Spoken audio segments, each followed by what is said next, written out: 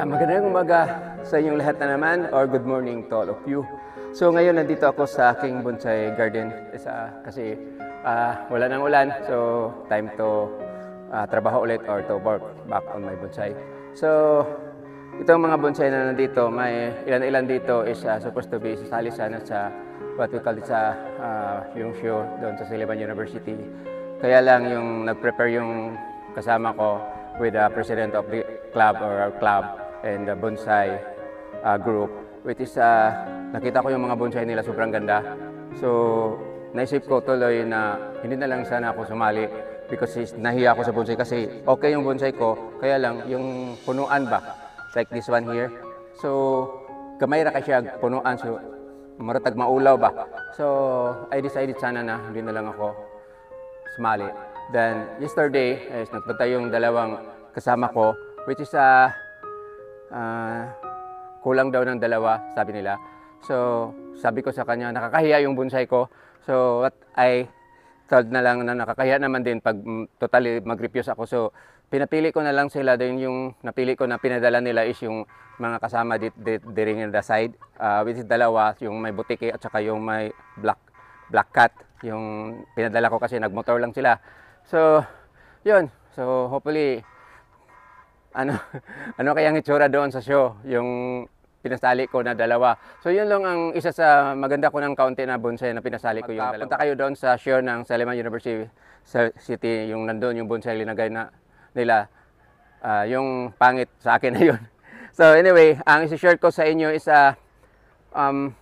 paano magpadami ng bonsai materials, which is ang ginagawa ng iba is pinutol nila diretso tapos iwan ko kung itanim or tapon. So ang gawin ko, may mga bonsai material ko kasama sa mga sa dalawang pinadala ko. So dito nakalagay yung dalawa, so wala na dyan. So ipa-flash ko lang kung anong itsura yung pinadala ko sa kanila.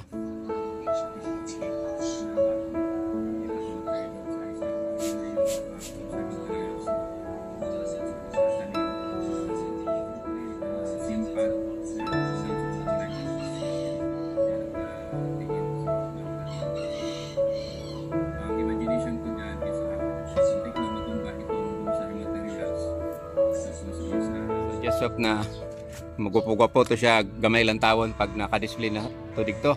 So punta ko doon sa kung saan yung mga tugas bato ko na magkuha ko ng sinabi ko nga ipadami ko. So dito na ako. Ito ang isa sa bonsai materials na ang gawin ko nito is ipadami ko, because the reason, this is the original na ko, muna siya yung mother plant. This is my mother plant. This materials is totally gulang na siya kayo because can you see that? Tuod ni siya. Dahil yung nalingsing, dagan ni siyang mga sanga-sanga before. Yung ginawa ko is yung mga ganito ba? Yung ganito, kinakat ko ng maliit tapos mabuhi raman ni siya sanga. Then pinapropagate ko with the sanga. For today, ang gawin ko nito because when you see this one namatay, tapos parang hindi siya proportion, sobrang yangkaw ba. So ang gawin ko dito is i-markot ko na lang itong mga buhay. So may makukuha pa akong markot dito na 1, 2, 3, saka 4. So pag magsalingsing ulit ito is gawin ko itong maliit na. So yun, so may 4 na ko, tapos punta naman tayo doon sa kabila, yung may isa pang punuan itong i-markot ko. So ito naman yung isa. It is my tawag sana is triple trunk, pero ang happy na daghang kayong sanga na mamatay, then mahirap na makarecover siya. So sayang, ang nangyari niya is parang yangkaw din. So ang gawin ko is i-markot ko siya dito, tapos dito. So mangyari nito is maano siya, yung utod, yung maliit ba na bonsai para maging proportion sa punuan niya. So ito yung isa sa sample. Ito namatay. That is tugas bato din. So ito ang isa sa sample. Dalhin ko doon. Ito is wangkig siya.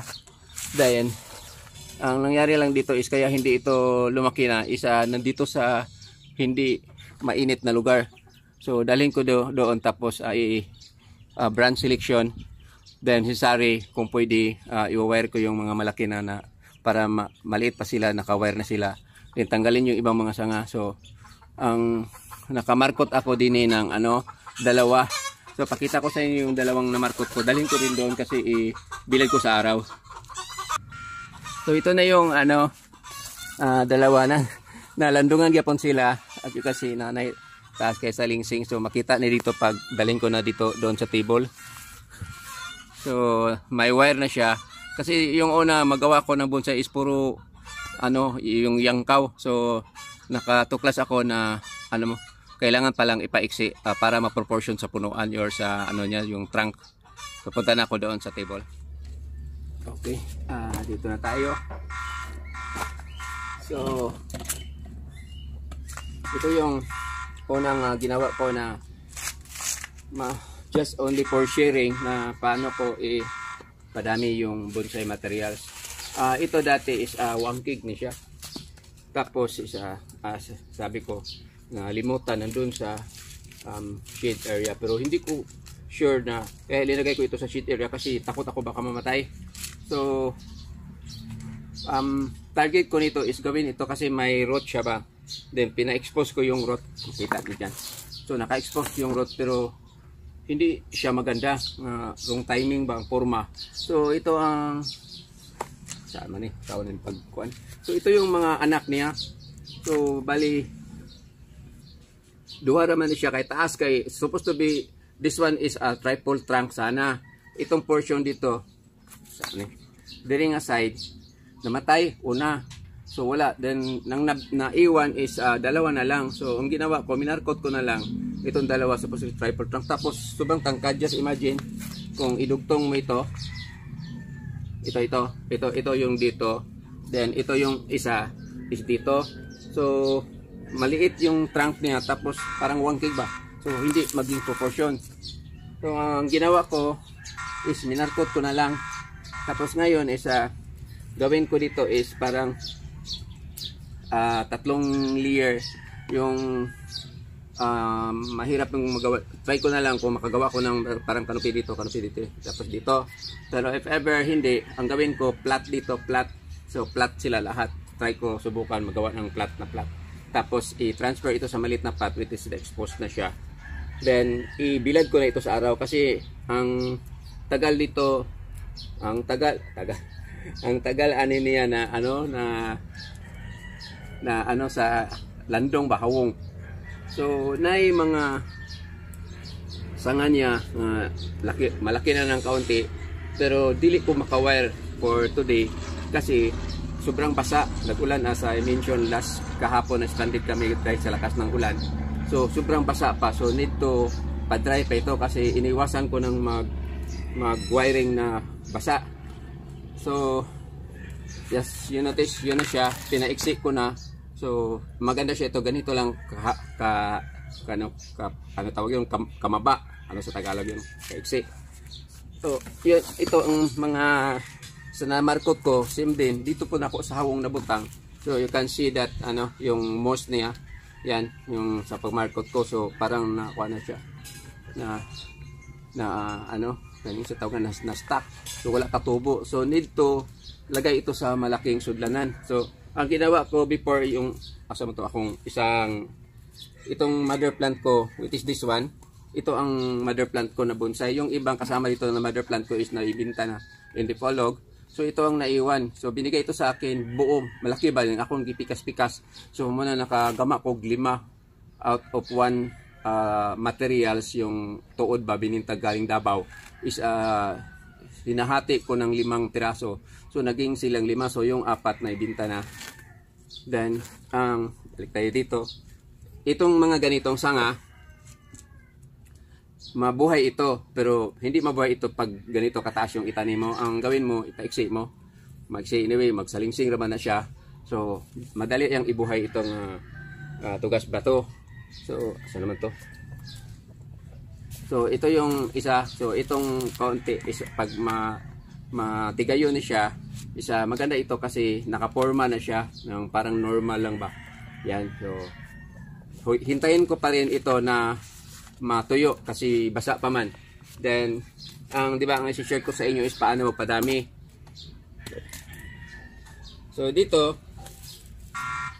okay, tani. Ay. So, itong tugas ba to, pag kakat mo dito magsilabasan yung mga salingsing. Kaya lang, itong tugas ba to, minsan, diretso, mamamatay ka agad yung kalkulot. Dami ng sanga na mamatay. So, ang gawin ko dito is, imamarkot. So, yung pagmamarkot, alam na, is very common na kung paano gawin yung pagmamarkot. So, just, palutan nyo, balatan lang inyo sa, ng bali 1 inch or more than 1 inch, pero hindi maganda pag half inch kasi this ating binsing nga bubalik na siya. Halimbawa half inch ang gawin nyo. So ang limit or sa akin lang yung natuklasan ko is 1 inch and above pataas. So wag mong sobrahan po kasi sayang yung punuan ba. So 1 inch yung ikakat ninyo. So dali rin siya palutan. So mabuhay niya siya yung markot. So hindi ko lang mapakita siya paano yung markot kasi maghanap ako ng moss din. Ipapakita ko sa inyo din yung pagkukuha ko ng moss. Nandun dagang manalo diha ako ng guntingan ng mga manalo. So ganito lang yon. Isa dito itatrap ko dito pababa para magkaroon siya ng panibagong sanga. Ayan o. So dito pag dito ko kinakat, so maging maiksi na niya ito. So basta ganyan lang, iikot mo lang. Then the new nandun sa Shopee, may knife na i-roll mo lang diretso na siya, makaikot na siya diretso sa sa kaning imong markoton nga portion ay baligya. Nandun sa Shopee, dali lang pag markot. I-twist mo lang na makat na niya. So ito sa akin, iti-twist ito. Then ang upper side mo yun ang pabutihan mo sa pagkat nga kailangang malinis kasi pag magkabunol-bunol na din ha, then hindi maganda yung pagkakat mo. May tendency nga madili na paggamot. So kailangan yung pagkat mo sa upper side, kailangan matulis yung gagamitan mo. Tapos matulis ba ng height? Kanang singalan dili. Yan. Tapos this may mga man na siya parang hagkot gamay. So kailangan tanggalin mo itong mga lawot-lawot. So need to kiskis maayo until mawala yung mga lawot-lawot. Then pwede din nga so ganyan naman yan ng buhangin para malugod. Yan. Then after that, pwede nimo siya i-direkta lagyan ng what we call this moss.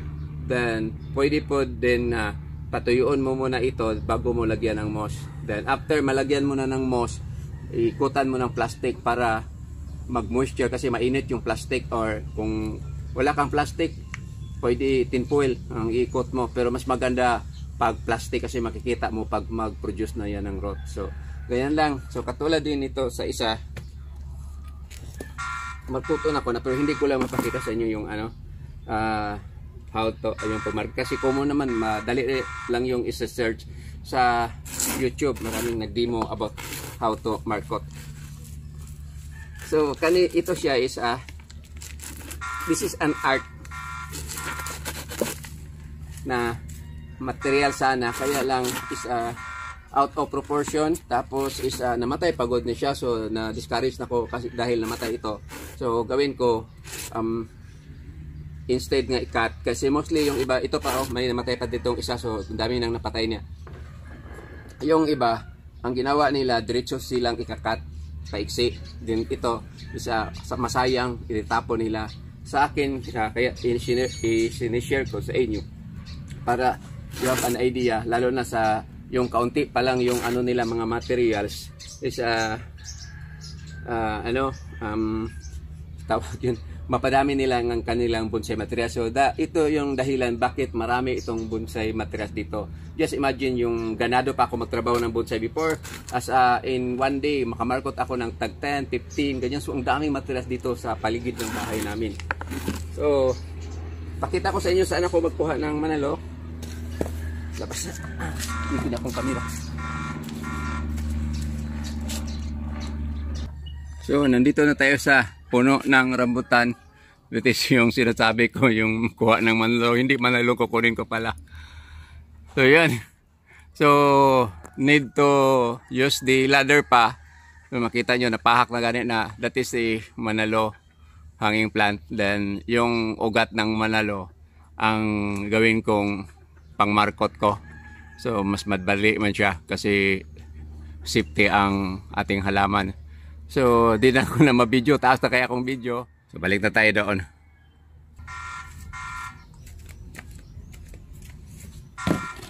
So, balik na tayo dito. So, as I said na, taas na kaya ako na video. Around 16 minutes na. So, yung pagbalot ko ito ng root ng manalo, hindi ko na mapakita. So, ang isi-share ko lang sa inyo. Kaya ako may kaunting kaalaman about bonsai. May ganito ako. It is bonsai art and technique. So may mga art dito, may mga technique dito paano mapaganda yung bonsai mo. Kaya lang hindi natin ma-apply lahat. This book is binigay ito sa akin with our Archer's Arthur. He's one pinakamayaman sa Palawan. Galing Palawan, nag-aral siya sa Siliman. Binigay nitong libro niya sa akin kasi kailangan ko daw. Is 1988. So 1988 pa ito nga book. So yun lang for this what we call the morning, just sharing lang po. Ito lang masishare ko sa inyo paano magpadami ng bonsai from our bonsai materials. So maraming salamat sa panonood. So thank you very much for watching. God bless you all. Bye bye.